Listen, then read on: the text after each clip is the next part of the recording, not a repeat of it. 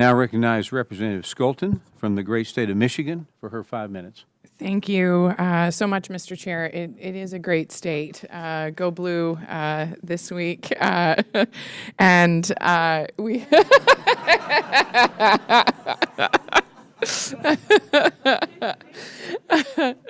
we hope to keep it a great state, which is why I'm so thankful to the chair and the committee members for hosting this very, very important meeting today.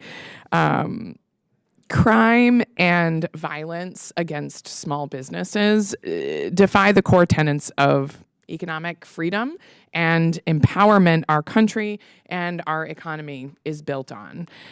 Sadly, retail theft is proving to be a lucrative crime enterprise and emboldens bad actors throughout the country to use force and fear to defraud hardworking Americans. To that end, it's incumbent on us to examine policies and federal actions that would complement the efforts of our state and local partners to foster safe communities for business owners, employees, and their customers. In my home state of Michigan, organized retail crime has been prosecuted as a felony under the state's racketeering statute for over a decade. While this represents a step in the right direction, in 2021, Michigan businesses lost nearly $3.3 billion from retail crimes perpetrated both by serial shoplifters and organized retail crime rings, capitalizing on a society paralyzed by a pandemic. Clearly, more must be done.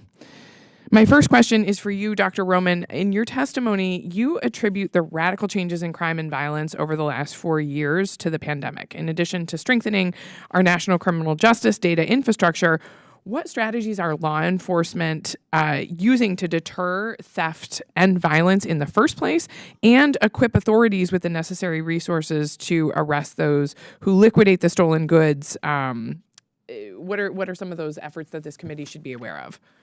Yeah, so I think what we've learned in the last couple of decades fighting the war on drugs, we can apply those lessons here. A lot of what we did wasn't effective, but some things were.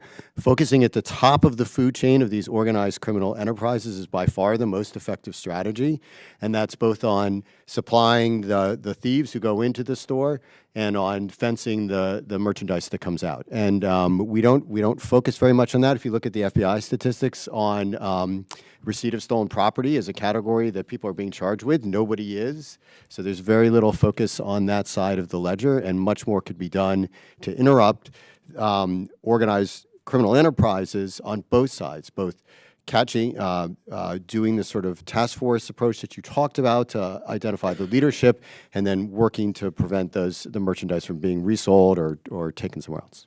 Okay, thank you. Question number 2, during the COVID-19 pandemic, violence against small businesses reached communities who previously experienced little to no crime. Since then, the spread and volatility of crime has been compounded by the gun violence epidemic. Dr. Roman, you noted that Americans' perception of their risk of victimization is rapidly increasing. Despite certain crime rates stabilizing or outright dropping, how can we measure the lasting effect and overall cost of gun violence in particular to small businesses, and what can business owners do to mitigate those costs? Yeah, so gun violence is a problem that is concentrated in specific American communities, some urban, but some suburban, and even some rural, and it tends to persist in those places, and it creates a sort of perpetual cycle of accumulated disadvantage. Those places are underinvested, both by private sector and by public sector, and then they don't then have the capital and the resources to build and grow and create a broader tax base, which then allows the government to create more infrastructure to create prosperity. So organizing to ask that policymakers and the police focus their efforts, again, at the top of these criminal pyramids to try and disrupt organized gangs, organized theft enterprises, organized drug dealing, is the way to begin to break this cycle and help support these small business owners and the rest of the members of these communities. Thank you so much. One last quick question, and this is for any of the witnesses. I want to talk about infrastructure investments. What would help authorities get ahead and stay ahead of individuals committing retail fraud over the internet, particularly thinking about online infrastructure? How can this committee leverage AI among other resources to create that infrastructure? I know we are running out of time here, so if anyone has thoughts they want to submit for the record, we would gladly take those, leading a lot of initiatives on AI and small business, and also the ranking member on infrastructure and government contracting here. So very, very important. Thank you. I now recognize